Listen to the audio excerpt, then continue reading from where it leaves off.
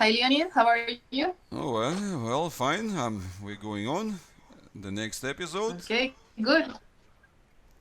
Yeah, last time we were speaking about the typical errors that parents make. So we were only able to talk about error number one.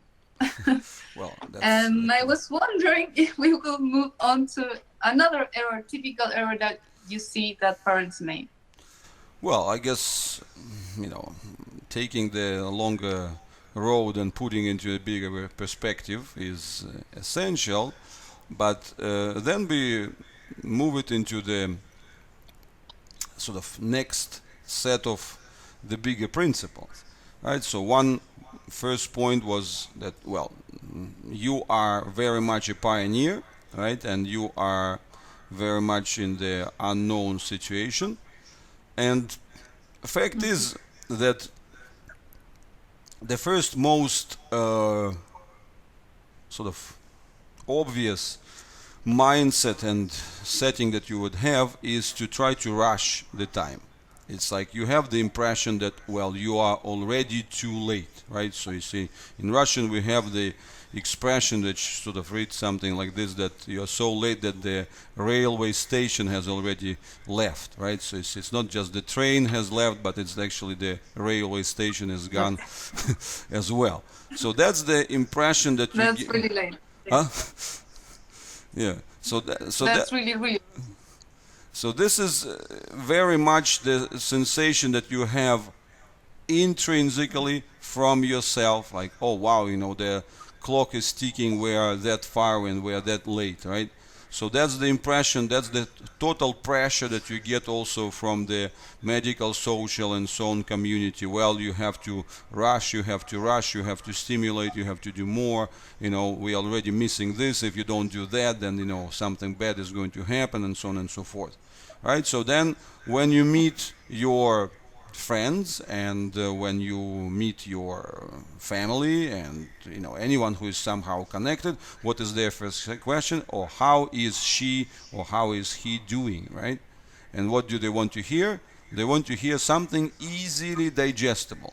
They don't want to hear some nuances on, well, she's sort of changing the way how she mobilizes her lips and interacts, between the lips and the jaw movements and the slight, like mimic increases and so on and so forth, or some elements of the eye tracing or any kind of those, right? So you see, they want something massive. They want something that they can sort of proudly say in this sort of big thing. Oh wow, this is the achievement. Like she sits for 5 seconds, right? Or she has lifted the head and held it for, 20 seconds. Yeah. Or he has crawled 3 meters, or something like this, right? So you see, they want something, in that very numerical and very advanced phase, and then kind of everybody would applaud you and say, hey, everything is great, right? Yeah. So you are a good parent. Yeah, I understand that.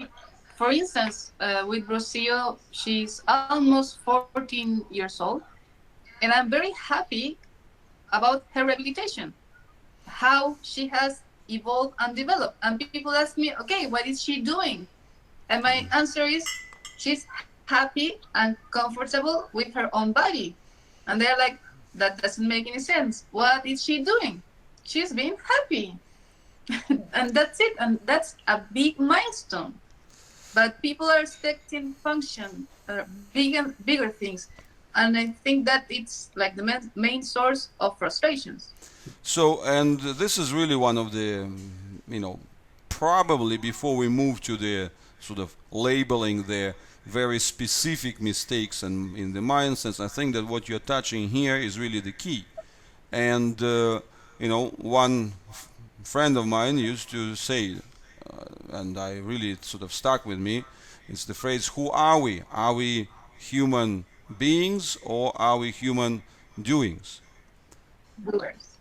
So, and that's really the fact, is that the first point to transcend this label of, like, all these labels of invalid and, disabled and special needs and so on, which are kind of covered but still intrinsically being present there. And the best test for this is actually what you were saying. It's what are you seeing, what you are being at, and who are you being with, right? Are you being with a human being, or are you trying to get the human doing action, right? So what is the primary mindset there? What is the primary achievement? So this is really this is really the key. Very good point. I've never seen like that, like disabled and invalid. Those are all labels that are aiming for a human doer, not a human being. That's a basic Absolutely. mistake. So, and this is really, it might sound overly whatever, philosophical, existential, or whatever, but this is something that you really also have to take, right? So it's in everyday life, we kind of divide everything comfortably. Okay, the existential questions, they kind of either belong to the, quiet moments when I can contemplate, or, whether if you are a person of faith, that belongs to the church days or whatever, right? So, meditation and prayer, but then, in everyday life, you just kind of try to keep the wheels spinning and try to achieve as much as possible, and so on and so forth. So that's one of the first points, that actually when you approach the situation with the child affected by cerebral palsy, especially the quadriplegic, or, some countries call it the tetraplegic condition, so this is really the first test. Who are you being with? Are you taking it as like you meet the human being, and as human beings we are all the same? And are you connecting to a human being? Are you helping that human being to be better, more comfortable, happier in their being?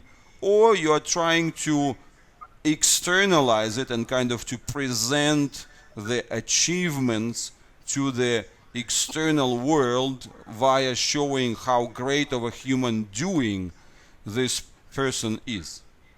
And that's really one of the first stepping stones on which everything sits. And of course there could be tons of little kind of counter arguments. Well, but doing is essential for the personal satisfaction, and what happens if the person is doing nothing at all, and if we don't do anything, then maybe in X number of years then the child is going to experience pains, troubles, and all sorts of the collapses and so on. So all these are legitimate questions, but these questions belong to the second circle. So the first thing is that where are you meeting your child? Are you meeting your child as a human doing, or are you meeting your child as a human being? And that's really the key starting point from where everything else builds. And this is something which sounds, maybe to begin with, not inspirational enough, right? Not aspiring enough, not reaching far enough, right? Kind of, maybe it's what is this? This is just telling us that accept how it is, and don't think big, or don't strive for more, all kind of these things. You see, that's really an illustration like how treacherous is this path, right? So you see, you're so easy to overshoot, right?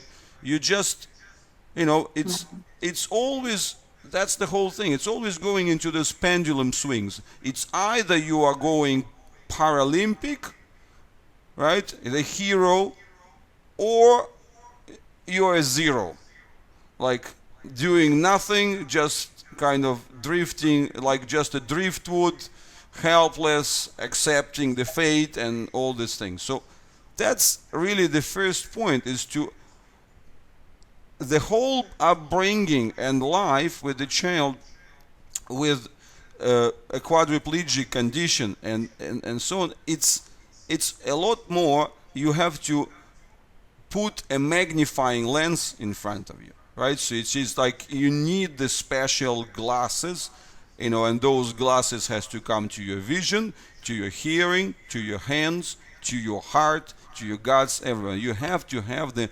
magnifying glasses to be able to meet the child and to see those signs of the development. Because if you are staying at the same distance and you're staying from the regular human contact and the regular human contact, between the parent and the child, you would see nothing. And you would completely miss all the important things in your child's development. You would completely miss the important opportunities for connecting and for becoming a different self. Right? So, and that's another part, right? So you see that it's the other side of it is that it's not you are being the judge and the deliverer, right? So you see, for your child, that you are as you are, right? And the child is something like an object that has to change. So this is really a critical thing, is that to take it, to take, on the one hand, it's the magnifying glass, right? But on the other hand, it's also keeping the mirror and seeing that, well, it's a two-way street and it's you who has to change, right? So it's the evolution path for both of you, for meeting those, for meeting those together, and that's really the essential mindset to begin with. So, and I think that you can actually comment on this, from your personal experiences, and because as every parent, you started from this same usual thing, right? So you see, trying to chase the doing. Absolutely, yes. And there is everybody around you is trying to tell you to overstimulate. You feel guilty if you don't do 100 tasks per day, trying to stimulate your daughter in order for her to do more. It's your job to stimulate her, not to just leave her cool down, quiet, and happy. It's a different mindset altogether. But I think you describe very well with technical words. But for me, it's something I learned with Rocio, that it's unconditional love. I love her no matter what she does or doesn't. It's for who she is. Yeah, and that's the thing. She absolutely doesn't need to do anything. Absolutely.